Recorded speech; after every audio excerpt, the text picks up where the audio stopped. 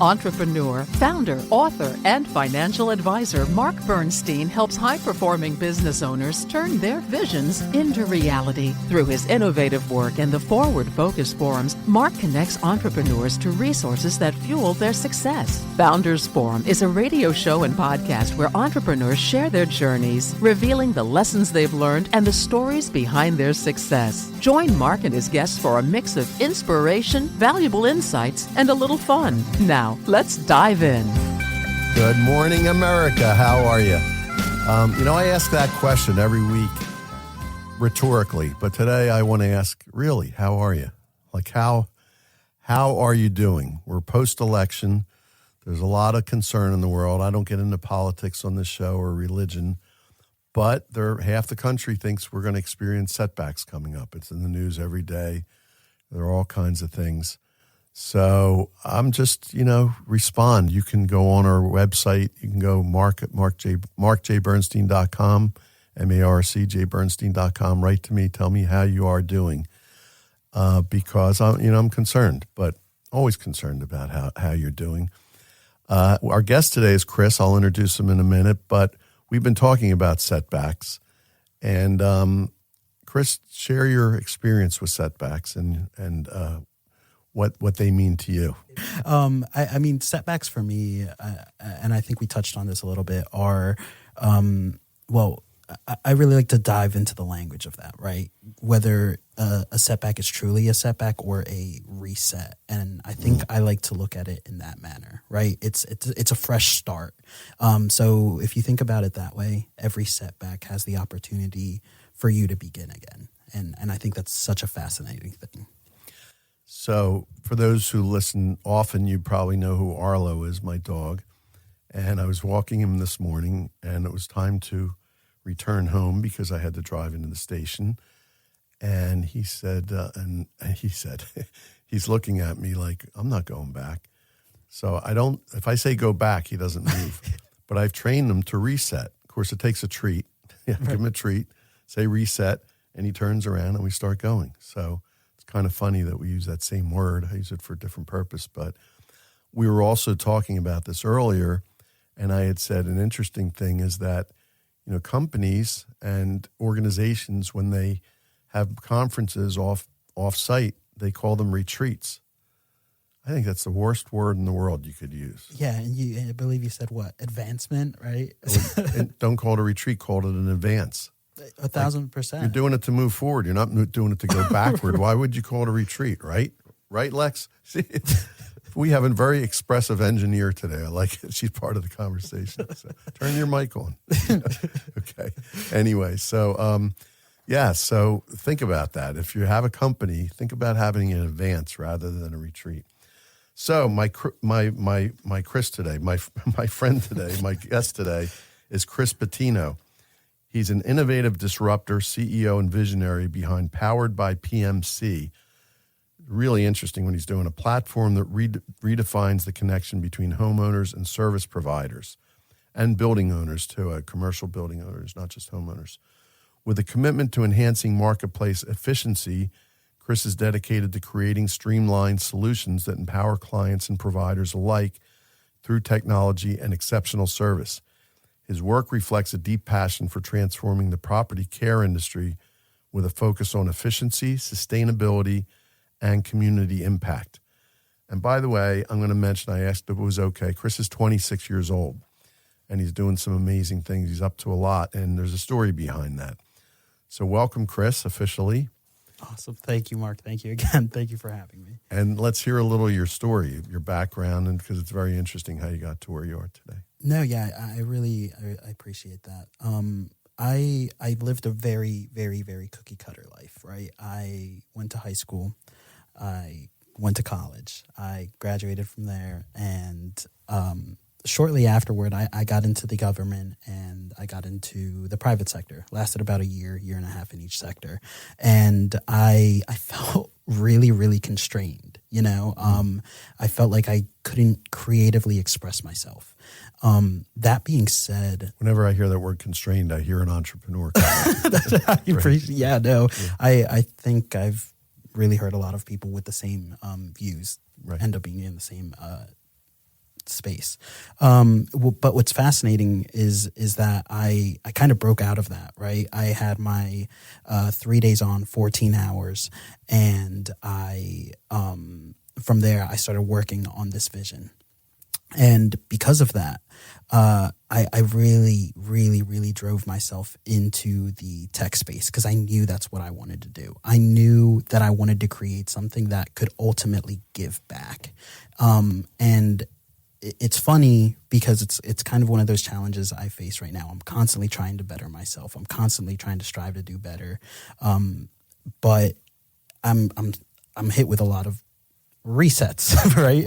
So, and it's because we're young, but that journey really led me to finding my place. By the way, I'm not sure that is just because you're young, because I'm much older and it's still happening. Yeah, I mean, you know, part of being an entrepreneur is being, flexible, nimble. You know, so you often have to reset. You know, you never know when a pandemic's going to come along. 1,000. I think more times than not, you're finding ways to reset, right? And I think that's kind of what really drove me. And the baseline beneath all of that is I also never really saw myself in the contracting space, but I did see myself in the community space. And I believe that this platform could address community needs that are foundationally necessary, such as like water, electric, things like that. Even the roads that we drive on, and we know in Pennsylvania they're peppered with potholes. Right. So addressing those needs, and I think that's. Although I have to tell you, I've never seen as much improvement to the roads. You know, say what you want about our current president, right? But the infrastructure plan, all the roads around here are the best I've seen them in my lifetime. I have to tell you. This is true. There was an ASCE report actually, and the rating went up from 2017. They do it every 4 years, the American Society of Civil Engineering. And while we did progress, I don't think we're progressing as quickly as we could. Agreed. And I think that's why when you enter company, right, you can do things a lot faster in a more innovative manner. Free enterprise. For sure. Right? 1,000%. So how did you get into the contracting business, and then briefly explain what it is you do? Because it's a pretty interesting model. Yeah. So the way I got in is through a contracting group. I don't know, McKee Homes. Yeah, we ended up getting a contract with them, and I started power washing on my days off of while I was in the private sector with my other job, 3 days, 14 hours. Then I was power washing on my days off and just really racking my brain that entire time about how am I going to put this thing together? I don't know anything about coding. I don't know anything, but I have an idea and I want this. And your vision was what? Explain what that was. At that point, the vision was to create a platform that can impact society. And I really think we nailed it, because the funding from that contract eventually led to me leaving that job. I left that other job. Now I was just power washing. I was cleaning these This homes. is the power washing contract. Yeah, right. Power washing, cleaning them, getting ready for settlement for the clients. And all right, this is what we're doing. This is what we're doing. Right. And then at some point, I started coding with ChatGPT, if you're familiar. Sure. And I got about 2 buttons in 6 months, and I was pulling my hair out. I was frustrated, and I went on a forum, and I posted, please, somebody, please help me. I just need help. And I think what that taught me is that it really does take a village for something like this to even happen or conceptualize. So I met these 2 brothers there on the West Coast, and they were like, okay, I'm going to hear you out. We got together, we listened, we planned. We've been meeting every single week for the past 8, 9 months, maybe 10. And because of that, they were able to pump out this amazing product. And I really just got So are they contractors to you that you've worked with, or are they part of your company, or are they? No, so they're just two individuals. They have their own company. It's a development company, and they have their own developers. They have everything, and they really rallied behind this. Even their developers rallied behind this. Their name is Superior Digital Partners. Developers, they're software developers. Right? Software developers, not real estate developers. Yeah, no. And because prior to getting any other contract, right, in the trade industry, we needed to have a product as well. Otherwise, I was just going to be dumping money into the vision, but it wasn't going to be able to produce as much as I needed it to. Right. And so they pumped out this amazing product. And on the back end, I built out a team with what was coming in from the rest of the McKee contract. So now we're a team of 4. We have someone on sales. We have an account manager. We have a scheduling coordinator. And then me. And then what I mean there is, like, it really does take a village, because to handle accounts, to handle growth, to handle scheduling 6 different contractors for one property, it's a lot. So explain that, because we haven't really explained that yet. What it is you're doing for property owners. Right. So what we're doing is we're seamlessly connecting property owners to contractors. So whether you're a property owner, manager, even a renter could use the platform technically. What we do is you get on the application. You select the properties that you want serviced. You select all the services that you need. You set a time, a date, a budget. And what we do on the back end is we vet, make sure that they're insured, that they're licensed, and we build a relationship with them and connect you with 3 to 5 different contractors for each one of your services and get you 3 to 5 different price points. And then we're able to execute delivery of those services through the platform as well on your date and time. So things get handled when you need them to get handled. So I first fully understood that this morning, that's what you do. You did it for property owners. I was thinking more commercial. Right. So I have a home that I've lived in for 25 years, my wife and I, and we are thinking about downsizing. We may or may not, but we have work to do before we do that. And we have certain parameters that we've set up, like we have to do it within a certain cost to make it worthwhile, so we get our money back if we decide to sell. And this is like a dream to me. So we're going to talk afterwards, because managing all that, and particularly we have 2 homes. One is out of state down south where we'll be this winter. And so how do you manage that? Well, we could do this remotely. It's pretty cool. So yeah. And this is a little plug for your company. I appreciate that. And it's even in a use case scenario where, like, contract fraud is, like, on the rise. It's been a prevalent problem, especially within elderly communities. Not just fraud. How about contractors that show up, get half their money, and then never show up again? You hear that all the time. Right. It constantly happens. And unfortunately, a lot of the people that I think are affected are elderly. Bless you.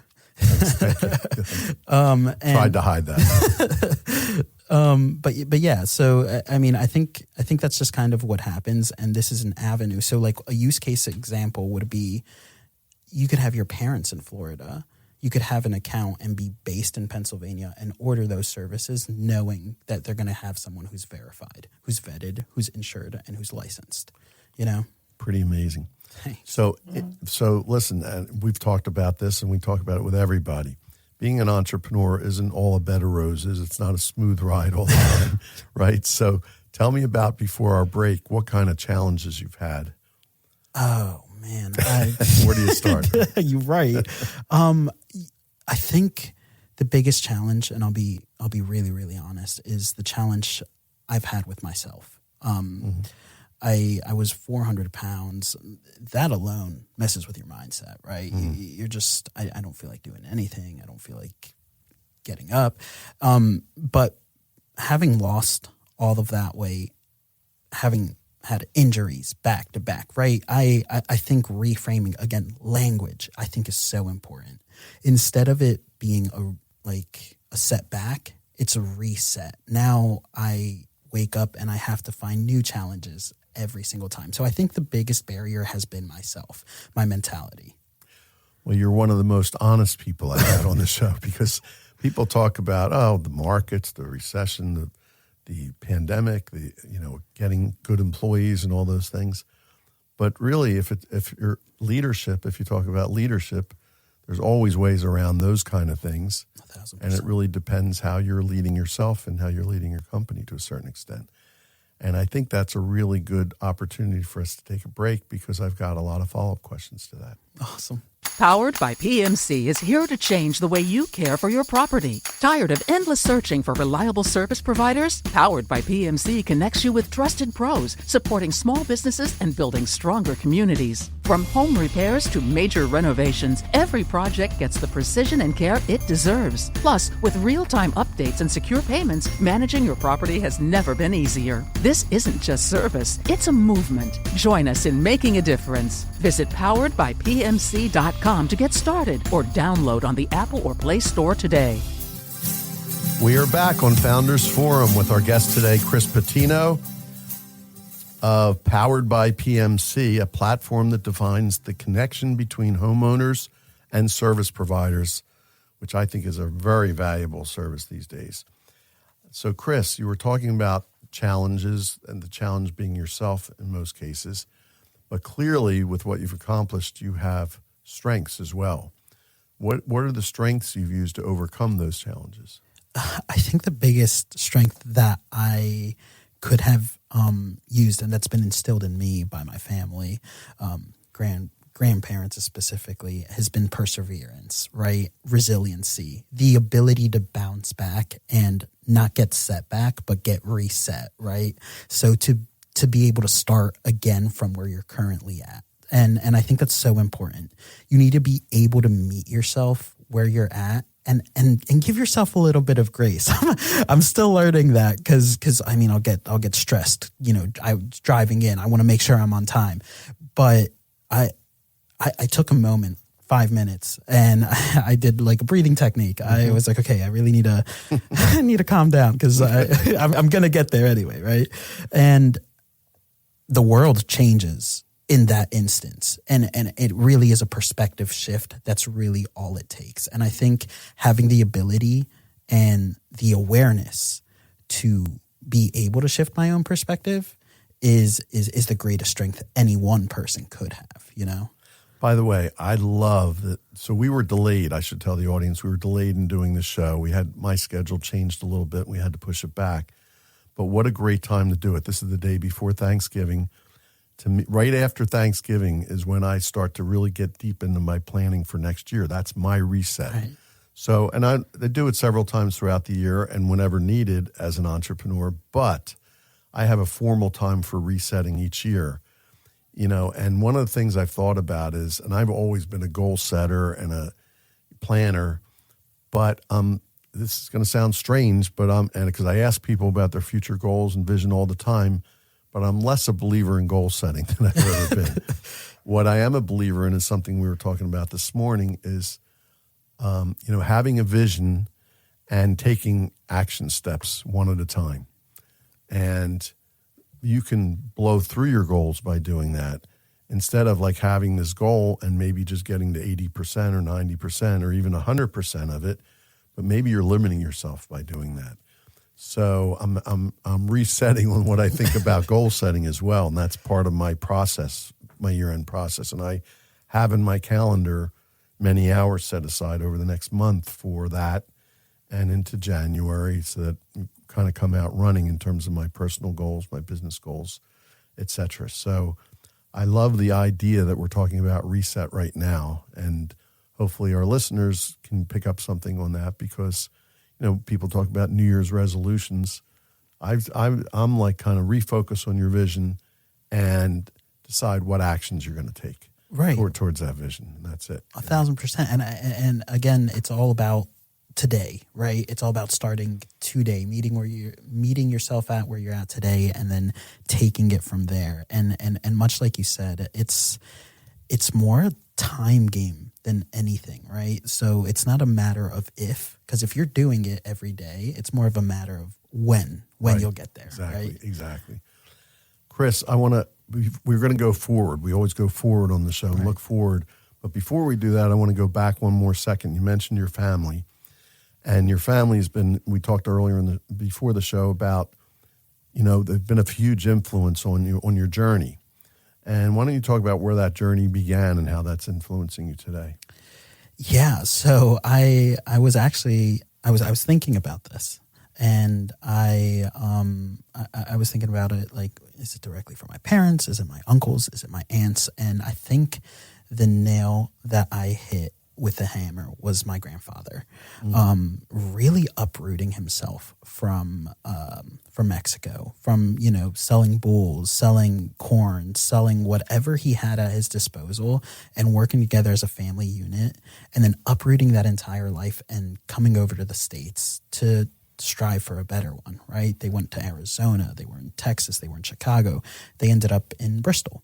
And you mentioned to me he had to make, not to interrupt you, but I want to make sure we cover, he had a bold personal move to make in order to do that. 1,000%. Yeah, that. So his father initially did not even want him to get married to my grandmother.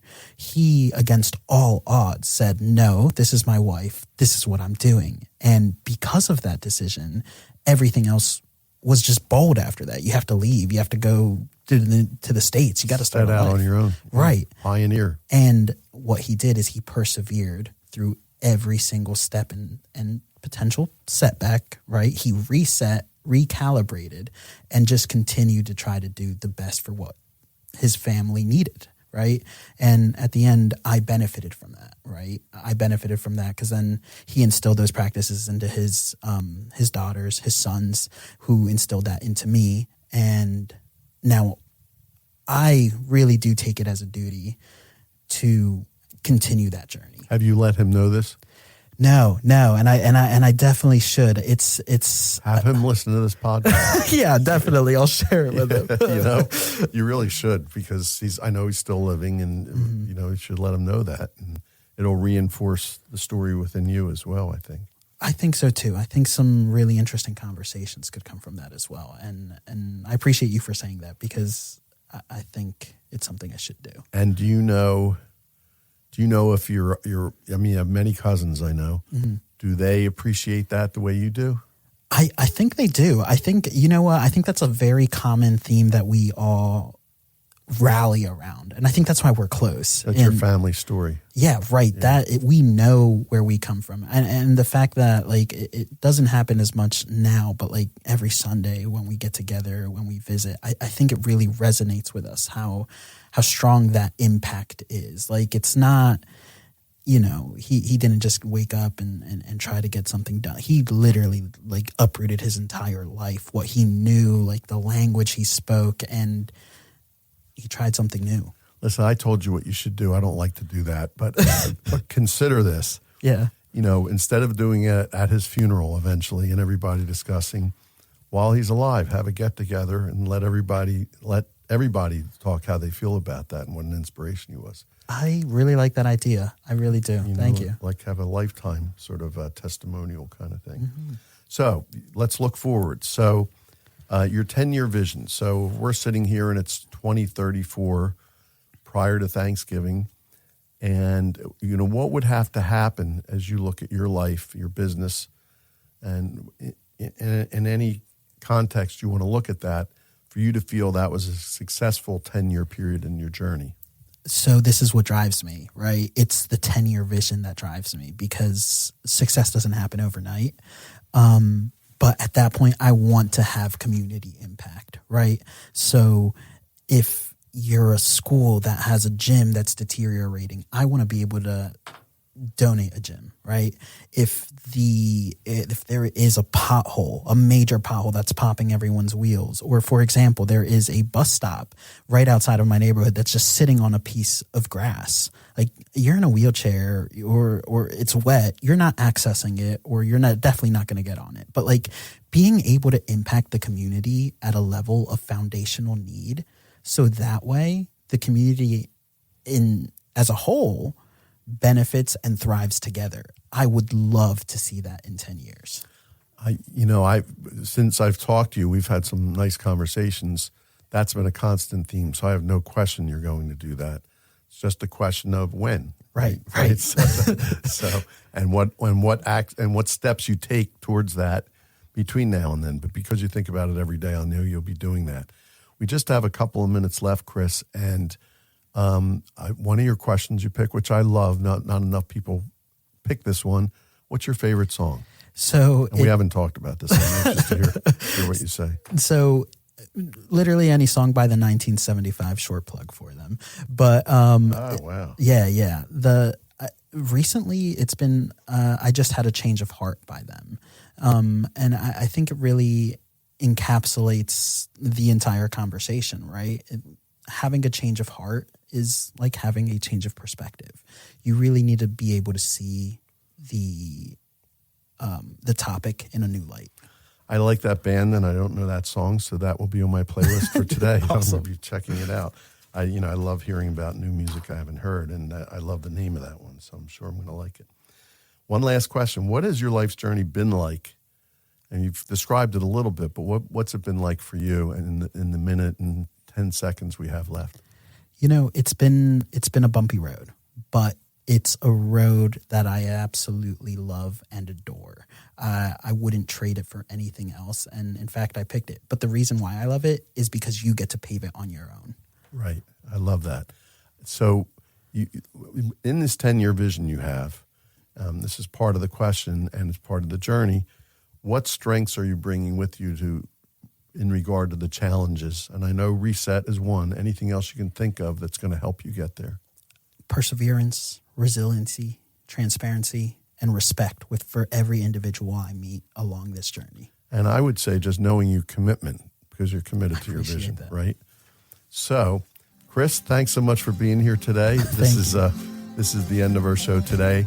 Everybody who's listening live, please have a happy Thanksgiving. Be safe. Enjoy your family, friends. Have lots of love. And see you next week on Founders Forum. We hope you enjoyed your time with Founders Forum and that you found value to take with you throughout your day. Join us again next week for another episode of Founders Forum on WXKB 1039 HD2.